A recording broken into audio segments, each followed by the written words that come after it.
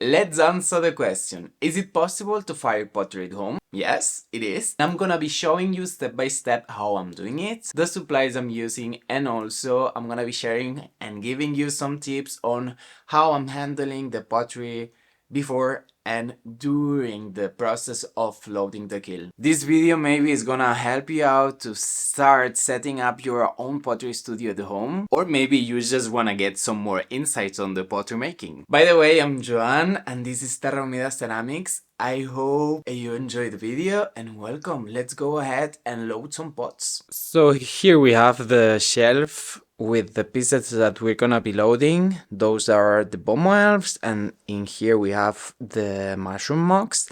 And up there we have some acorns and ring holders. I'm gonna be showing you, don't worry. Those pieces of clay basically are for the handle to have a support. Is in order to take out some pressure from this area, because this area can crack really easily. And here it comes the first tip. After sculpting any of the pieces, I will back them up with the wet sponge inside and leave it there for 2 up to 3 days, allowing the clay to even up its moisture throughout the whole piece. After those days, I'll leave the bag open so there is air exchange happening, which will allow the piece to dry out completely. Or some other times, I'll also place the pieces outside the plastic bag and cover it with the same one, because it's really important to give the pieces the time needed for them to dry out slowly. Otherwise, if you try to rush this process, it might crack or break, which is not ideal. Here you have my kiln. As you can see, this area is my balcony. And since we're talking about the kiln, here I'm gonna leave you some information about the one I'm using. This is the only kiln I bought so far, so I cannot talk about the other brands, but I have to say that I'm really happy with the one I have. It is really easy to use and it does its work, so I have no complaint about it. But if you're a ceramic artist too, write a comment down below and let us know your experience with your kiln. It would be amazing to get also some other insights or opinions on the matter.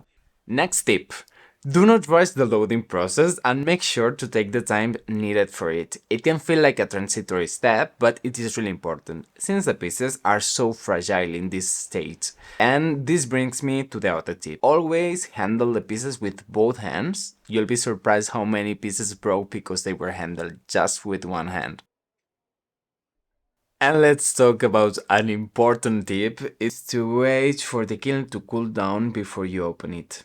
Ideally, it needs to get down to room temperature, otherwise the pieces can break due to temperature shock. And trust me, I've been there. I had one piece explode 15 centimeters away from my face and it is not nice. It's quite scary and it's not safe either. So please, I know we all wanna check and see the new pieces if they survived and everything, but take care of you guys. So yeah, slow down guys. We'll get there. We'll get there. We have loaded the kiln, we have all the pieces inside, and tonight the firing will start.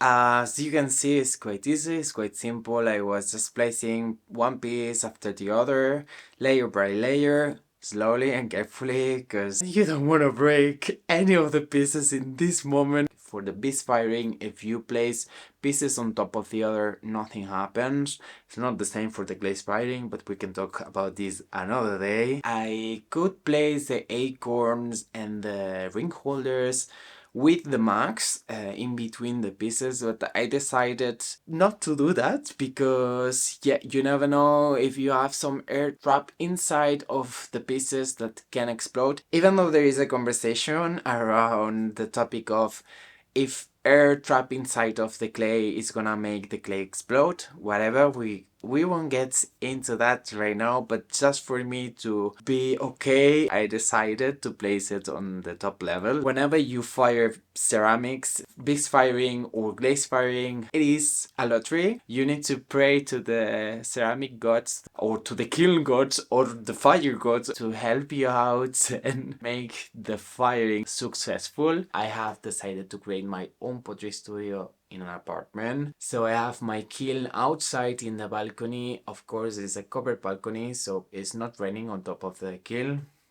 I just want to clarify that. But I decided to place the kiln outside because I don't want to inhale the toxic gases that are being released during the firings, just for safety reasons. But as you can see, if you were thinking to create your own pottery studio at home, it is possible. It's possible to fire pieces at home and have a go and learn throughout the journey, like I did, and I encourage you to do so if you want to. And that's all from my side. I hope you enjoyed the video. I'm gonna leave you. If you wanna see other videos from me, you can subscribe, you can like this video, and if you have any doubts, let me know down below. Love you. See you soon.